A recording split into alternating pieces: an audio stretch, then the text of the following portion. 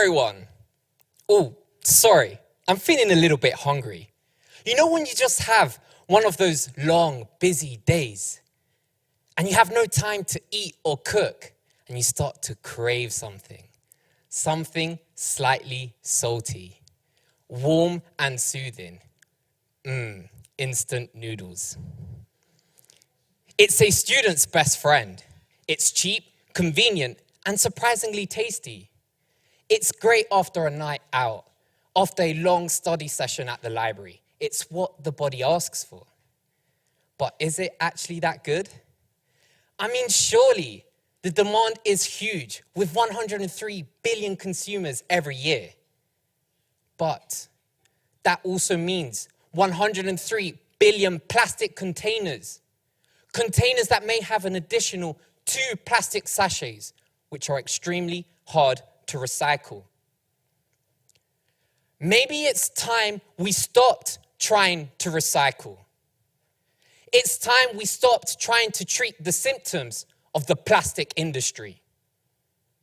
It's time we changed the nature of supply chain, transforming the industry and replacing plastic entirely. Oh, come on, David. Instant noodles taste good, though. Well, yeah, they can taste good. But did you know a brand of instant noodles has 20% palm oil? Poof, palm oil? David, that sounds healthy. Palm oil is high in saturated fats, and just 1 tablespoon contains 1/3 of the recommended daily intake. Cultivation of palm oil requires deforestation. At this rate, studies suggest that Indonesian and Malaysian rainforests will be completely destroyed in just a matter of years. 50 orangutans are killed every week because of this. Their homes are eradicated and they are burnt to death. One of the sad truths of the palm oil industry. Damn, David. Okay, so let's stop buying instant noodles, right? Unfortunately, it's not that easy. Palm oil is found in 50% of all supermarket products. Oh, shit. This product is one of the many products we commonly use, but we don't realize the vast effects and impacts they can have.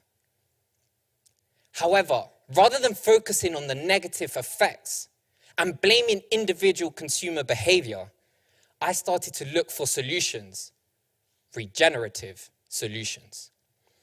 What do I mean by regenerative?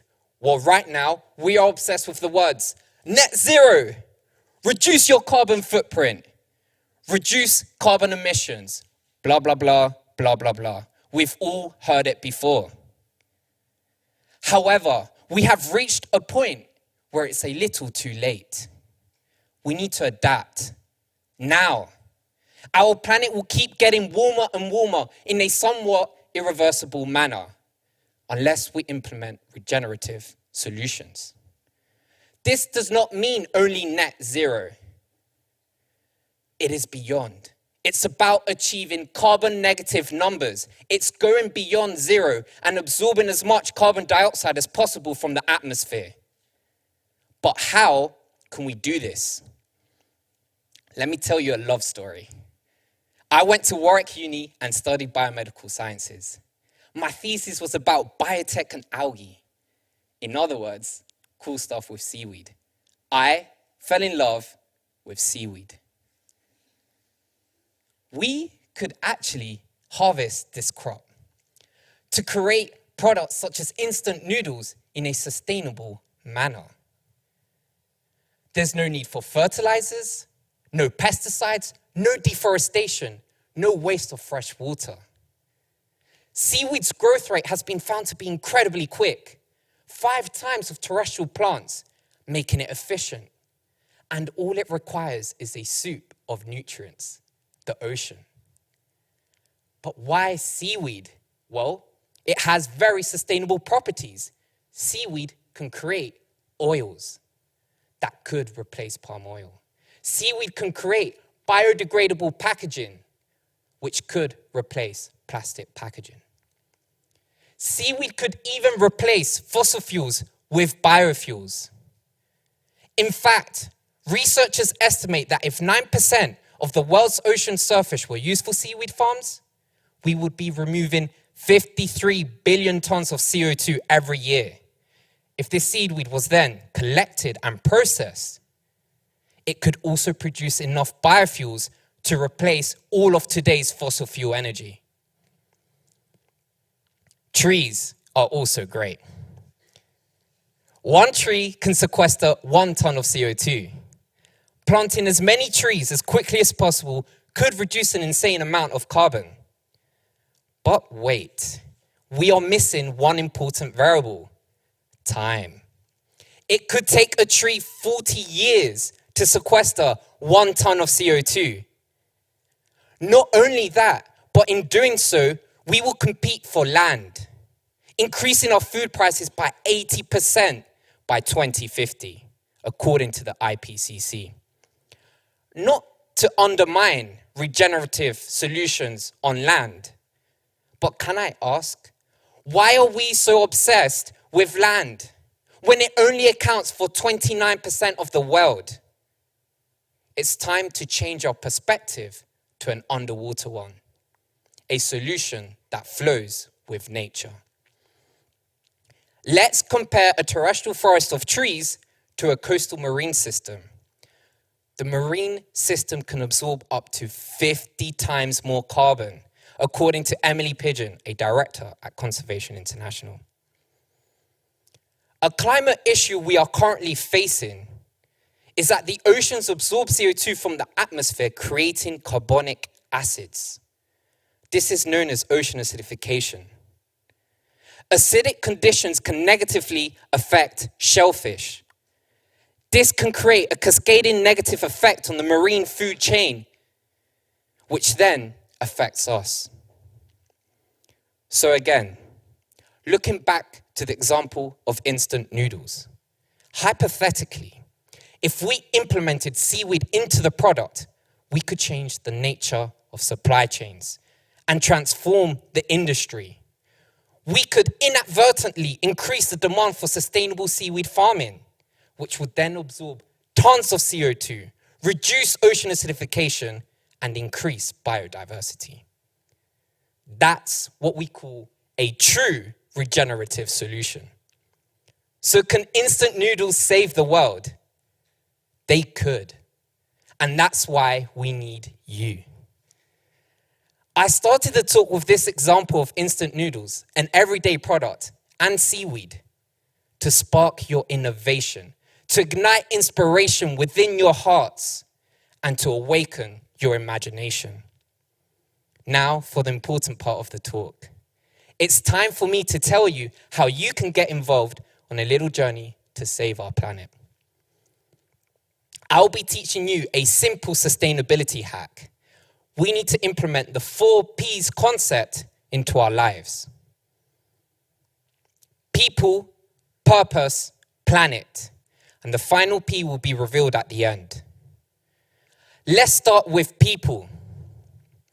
7.9 billion people, but 1 planet.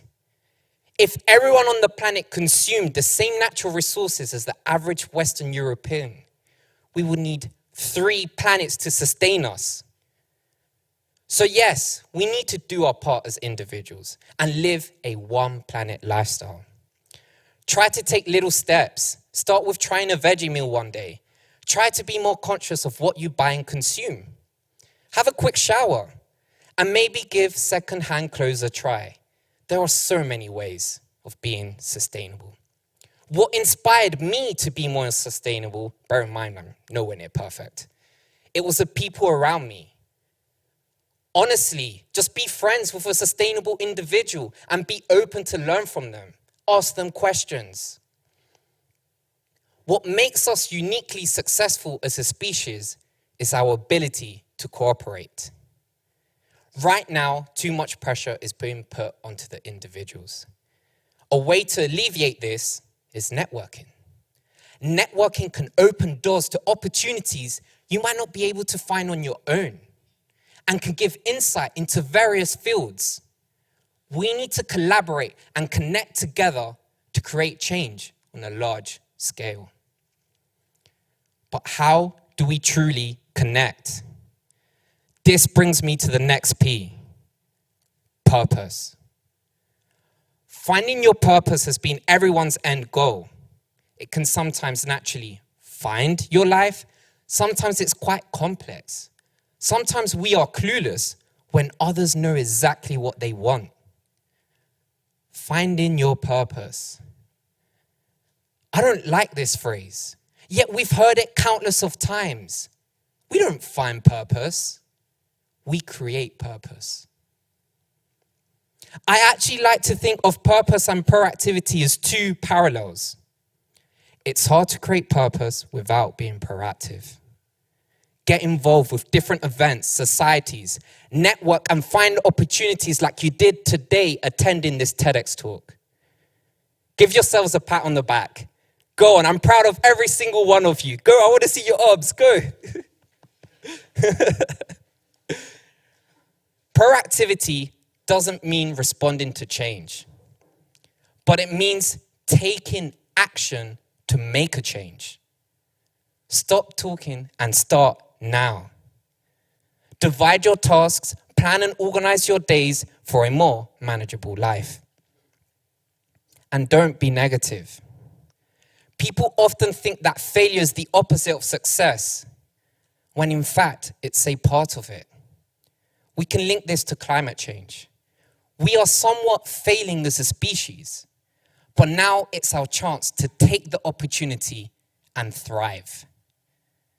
Don't focus on the problem, focus on the solution. So far, we have learned that connecting with people and proactivity can help create your purpose. But what does purpose even mean? The definition of purpose in psychological terms, according to Damon et al., is to accomplish something meaningful and at the same time leads to productive engagement with some aspect beyond the self. Productive engagement with some aspect of the world beyond the self. And that brings me to the third P, planet. The climate problem is no illusion. Scientists suggest that climate change is happening 70 years earlier than expected. Adapting is no longer a choice, but a must. Why wait any longer? One of my favorite quotes in the history of climate action comes from a man named Pooran Desai, CEO of One Planet, who states, "Do something you love while regenerating the planet." This quote beautifully connects the three P's together in a simple sentence. Do something you love while regenerating the planet. This could be through music, art, science, business, seaweed. It could be anything. You don't have to be an environmentalist to have an impact.